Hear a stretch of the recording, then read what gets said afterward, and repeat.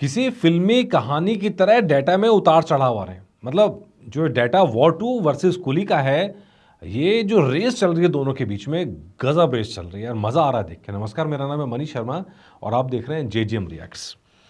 यार ये डाटा, मतलब अभी तक क्या था, वॉर 2 बुक माई शो पर आगे थी और IMDb पर आगे थी आपकी कुली।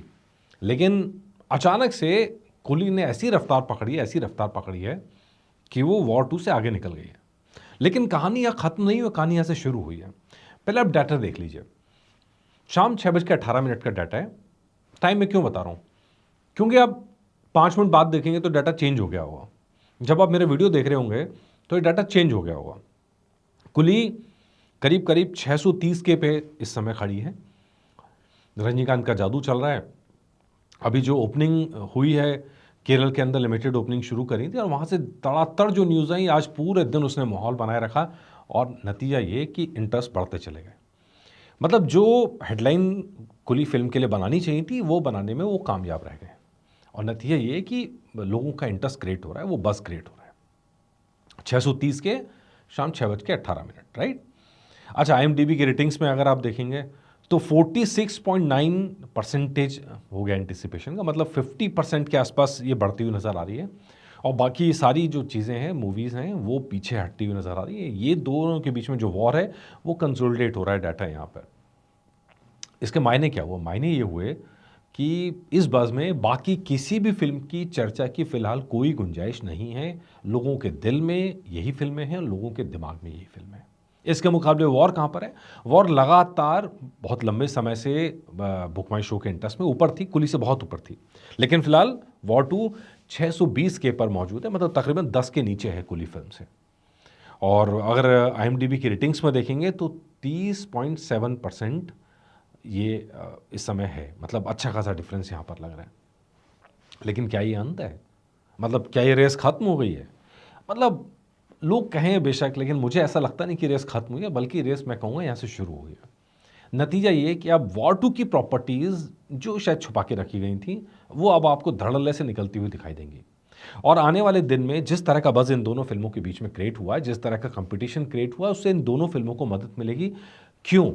नंबर एक, कुली फिल्म की जहाँ तक बात करें, सबसे ज़्यादा उसको इंटरनेशनल मार्केट में, तमिल मार्केट में और साउथ की मार्केट से अंदर उसको प्रॉफिट होने वाला है। वहाँ से ज़्यादा कलेक्शन आएगा। जबकि जो वॉर 2 फिल्म है उसको आंध्र प्रदेश से, तेलंगाना से और नॉर्थ इंडिया में हिंदी बेल्ट से ज़्यादा आएगा। इंटरनेशनल से भी एक बड़ा हिस्सा आएगा। तो अगर आप देखेंगे, इंडिया इतनी बड़ी कंट्री है कि कोई फिल्म पूरे देश के अंदर एक साथ चमक जाए, चल जाए, ऐसा नॉर्मली बहुत कम होता है।